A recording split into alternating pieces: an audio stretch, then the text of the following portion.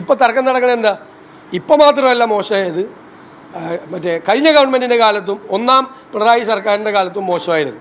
വീണ George മാത്രമല്ല മോശക്കാരി, ശൈല ടീച്ചറും മോശക്കാരിയായിരുന്നല്ലേ. ഇപ്പോൾ CPM നടക്കുന്ന തർക്കം അല്ലേ? അതിലെ സജി ചെറിയാൻ പറഞ്ഞ കൃത്യമായിട്ട് അന്നും കണക്കായിരുന്നു. അദ്ദേഹം പറഞ്ഞതിൻ്റെ അർത്ഥം അതാണ്.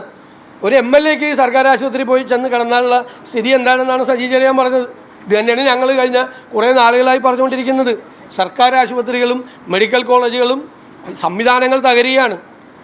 ആകെ മന്ത്രി ഒരു കാര്യം പറഞ്ഞു, ആരോഗ്യമന്ത്രി, സിസ്റ്റത്തിൻ്റെയാണ് കുഴപ്പം. അത് സത്യമാണ്. ആ സിസ്റ്റത്തിൻ്റെയാണ് കുഴപ്പം. ഇവർ ഇപ്പോൾ ഉണ്ടാക്കി വെച്ചിരിക്കുന്ന സിസ്റ്റത്തിൻ്റെയാണ് കുഴപ്പം. നിങ്ങളിവിടെ ഡോക്ടർമാരോട് ചോദിക്കും, ഇടതുപക്ഷ സഹയാത്രികനായ ഒരു ഡോക്ടറല്ലേ വന്ന് പൊട്ടിത്തെറിച്ച് പറഞ്ഞത്?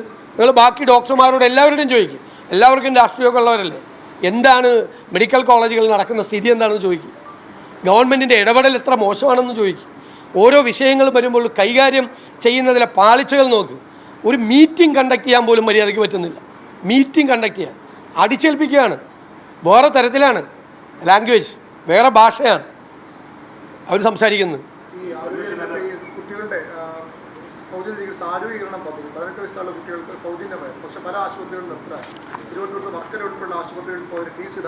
ഞങ്ങളിത് നിയമസഭയ്ക്കകത്തും പുറത്തും പറഞ്ഞു. അതായത് കാരുണ്യ പദ്ധതി, ആരോഗ്യ പദ്ധതി, കാരുണ്യ ബെനവലൻ്റ് പദ്ധതി, ആരോഗ്യകിരണം പദ്ധതി, ഹൃദ്യം പദ്ധതി, JSSK, ഈ ഇപ്പോൾ ടൈപ്പ് 1 ഡയബറ്റീസ് ഉണ്ട് കുട്ടികൾക്ക് ഉണ്ടാകുന്നത്, അവർക്ക് മരുന്ന് കൊടുക്കുമായിരുന്നു. ഭയങ്കര വിലപിടിപ്പുള്ള മരുന്നാണ് അതിന്.